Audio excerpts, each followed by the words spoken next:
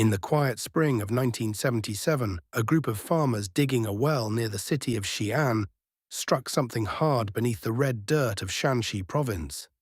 Expecting to find water or perhaps an old piece of discarded masonry, they instead pulled a clay head from the earth. Its painted features were hauntingly lifelike, its eyes staring blankly across the millennia. They did not know it yet, but they had just broken through the ceiling of a subterranean universe. Beneath their fields lay an army of over 8,000 life-sized soldiers, horses and chariots, frozen in silent formation for over 2,000 years. This was the Terracotta Army, a ghost force built to fight a war in the afterlife. But to truly understand why this underworld exists, we must look past the clay and the dirt, back to the 3rd century BC, to the blood-soaked dawn of a unified China and the terrifying, brilliant mind of its first emperor, Qin Shi Huang. Before there was a China, there was a slaughterhouse. For over 250 years, the land was torn apart by an era known to history as the Warring States period. 7 great kingdoms fought a relentless, apocalyptic war for total dominance. It was a world of shifting alliances, brutal sieges, and a scale of warfare that the West had never seen. Armies of hundreds of thousands of infantrymen, armed with deadly mass-produced bronze crossbows, marched across the plains, leaving entire valleys choked with the dead. In this world of iron and blood, survival belonged only to the ruthless.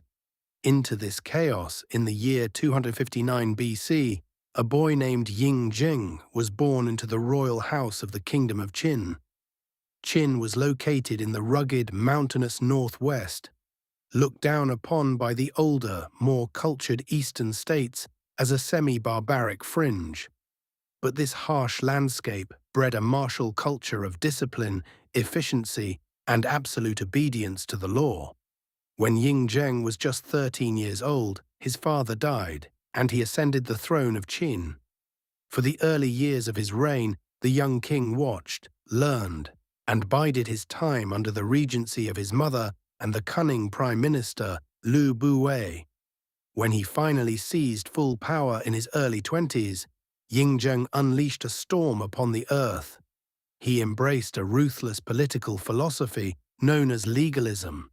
Unlike the gentle moral teachings of Confucianism, legalism posited that human beings were fundamentally selfish and corrupt, and could only be controlled through absolute state power, draconian laws, and a system of total rewards and horrific punishments. Under Ying Zheng's command, the entire Qin state was transformed into a terrifyingly efficient military machine. Agriculture and war were the only 2 permitted pursuits. One by one, the rival states fell before the Qin juggernaut. Han, Zhao, Yan, Wei, Chu, and finally Qi, their capitals, were burned, their palaces looted, and their royal bloodlines extinguished. Ying Zheng's generals were devastatingly effective, utilizing psychological warfare and vast networks of spies and bribes to fracture his enemies before the heavy infantry even marched. By the year 221 BC, the impossible had been achieved. For the first time in history, the entire Chinese world was unified under a single ruler.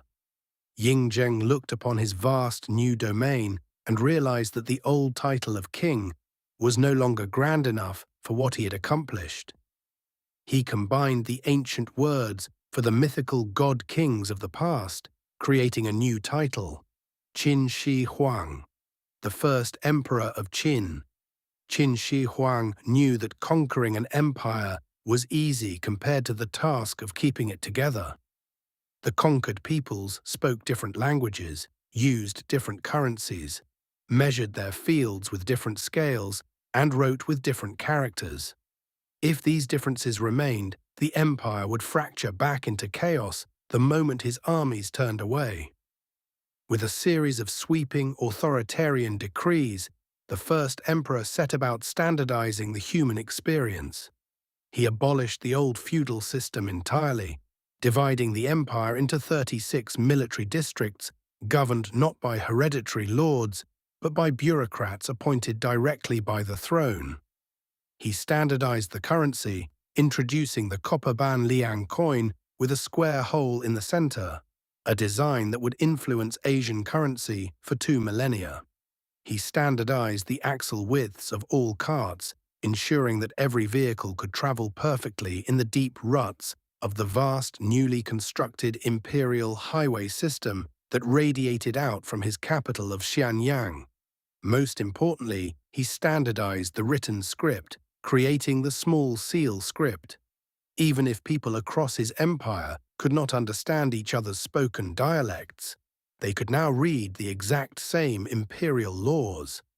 But the emperor's obsession with order and conformity had a dark intellectual price.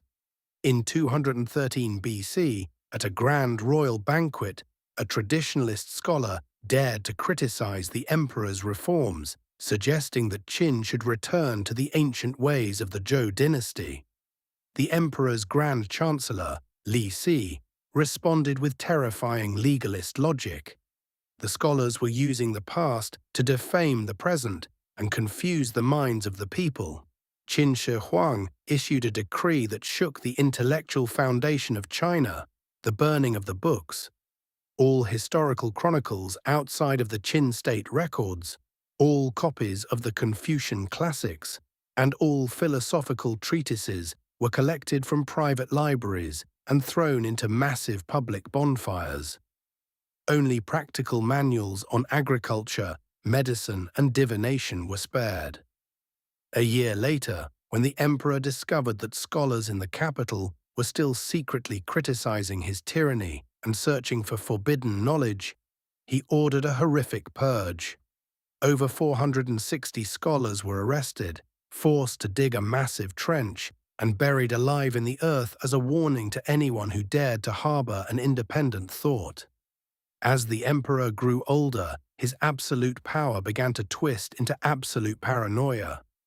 He had survived multiple assassination attempts, including a famous encounter where a musician tried to blind him with a lead-weighted lute, and another where a rogue warrior named Jing Kai chased him around a palace pillar with a poison-tipped dagger hidden inside a map. These close brushes with death bred an overwhelming, suffocating fear of mortality. Qin Shi Huang became obsessed with a new quest: the search for the Elixir of Life, a mythical substance that would grant him immortality. He spent vast fortunes funding expeditions into the Eastern Sea, sending fleets of ships filled with thousands of young men and women to find the legendary island of Penglai, where the immortals were said to dwell. None of these expeditions ever returned, likely because the captains knew that returning to the emperor empty-handed meant a slow, agonizing execution. Within his capital, the emperor constructed a sprawling network of over 270 palaces, connected by covered walkways and secret subterranean tunnels. He never slept in the same room 2 nights in a row, and anyone who revealed his location within the palace complex was instantly put to death. He became a ghost in his own court, an invisible god ruling from the shadows. Ironically, it was this desperate quest for eternal life that likely killed him. The court alchemists, eager to please their paranoid master, created various potions and pills designed to prolong life. Many of these mixtures contained heavy concentrations of cinnabar mercury sulfide. To the ancient alchemists, mercury was a magical, liquid metal that seemed to defy the laws of nature, surely holding the secret to immortality. In reality, the emperor was systematically poisoning his own brain and organs. By his late 40s, he was suffering from extreme hallucinations, violent mood swings, and organ failure. In 210 BC, while on a tour of his eastern provinces searching for sea monsters and immortal islands, Qin Shi Huang collapsed and died. He was only 49 years old. The death of the absolute ruler threw his inner circle into a panic. The Grand Chancellor, Li Si, and the powerful eunuch Zhao Gao knew that if the Empire found out the Iron Emperor was dead, rebellion would instantly ignite across the land. They hid his body inside a covered carriage within the imperial caravan and continued the long journey back to the capital as if nothing had happened.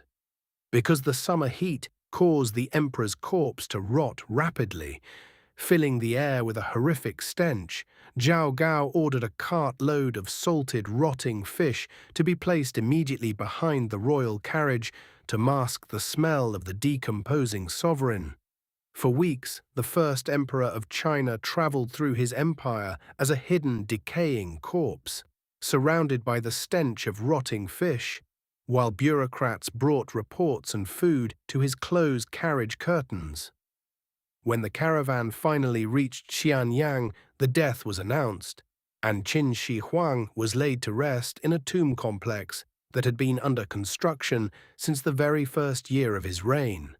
Located at the foot of Mount Li, this was not a simple grave, but an absolute subterranean metropolis designed to mirror the universe he had conquered in life. The ancient historian Sima Qian, writing a century after the event, described the tomb chamber as a wonder of the ancient world. He claimed that over 700,000 forced laborers were conscripted to dig deep into the earth, cutting through 3 subterranean streams. The ceiling of the tomb was inlaid with precious pearls and diamonds to represent the stars, constellations, and the heavens. On the floor below, a massive topographical map of China was constructed, complete with miniature mountains and valleys. Most incredibly, Sima Qian wrote that the great rivers of China, the Yangtze and the Yellow River, along with the vast oceans, were recreated inside the tomb using flowing channels of pure liquid mercury, kept in motion by mechanical clockwork devices. To protect the secrets of this underworld, the workers who finished the final interior chambers were sealed alive inside the tomb walls, buried forever with the master they had built it for. For 2,000 years, modern historians treated Sima Qian's accounts as colorful legend, the exaggerated myths of an ancient storyteller. But when archaeologists began to test the soil of the massive burial mound at Mount Li in the late 20th century, they discovered something stunning. The dirt contained concentrations of mercury that were over 100 times higher than normal, forming a distinct chemical pattern that perfectly mapped out the shapes of ancient rivers. The liquid universe of the first emperor was real, and yet, for all the grandeur of the burial mound itself, Sima Qian's texts made absolutely no mention of the Terracotta army. The clay soldiers were a completely hidden secret, stationed in massive pits nearly a mile east of the central tomb mound, acting as an outer defensive vanguard to protect the emperor from the vengeful ghosts of the millions he had slaughtered to unite the realm. The detail of the Terracotta army is staggering. When archaeologists carefully brushed away the dirt of pit number 1, they found that these were not mass-produced figures poured from a single mold. Each soldier was a unique work of art. The army was arranged in strict, authentic military formation. 3 rows of unarmored archers stood at the very front, followed by the heavy infantry wielding real bronze spears, swords, and halberds, interspersed with wooden war chariots pulled by life-sized clay horses. The artisans had constructed the bodies using modular parts legs, torsos, and arms made from local clay, but the heads were sculpted individually by hand. Every face tells a different story. Some soldiers are young, their expressions filled with the nervous determination of new recruits. Others are weathered veterans, their faces lined with wrinkles, sporting thick, meticulously braided topknots and square jaws. There are differing ethnic features represented, reflecting the diverse tribes and regions the Qin had absorbed. Even the tread on the bottoms of their clay shoes varies from soldier to soldier. When they were first placed in the pits, the soldiers were not the dull, clay-gray color we see in museums today. They were painted in brilliant, vivid watercolors, coats of bright scarlet, jade green, royal purple, and charcoal black, applied over a delicate base layer of natural lacquer. Tragically, when modern archaeologists excavated the pits, the sudden exposure to the dry air caused the ancient lacquer to curl and flake off in a matter of minutes, taking the brilliant color with it. Today, scientists leave the vast majority of the tomb unexcavated, waiting for technology that can preserve the vibrant pigments before bringing the rest of the army into the light. The first emperor's empire did not last the 10,000 generations he had boastfully predicted. Within 3 years of his death, the suffocating tyranny of legalism broke the patience of the people. Massive rebellions erupted across the provinces.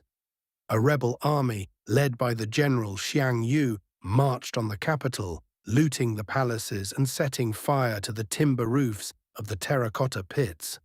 The heavy beams collapsed, crushing the clay army beneath thousands of tons of burning wood and earth, leaving the soldiers shattered in the dark.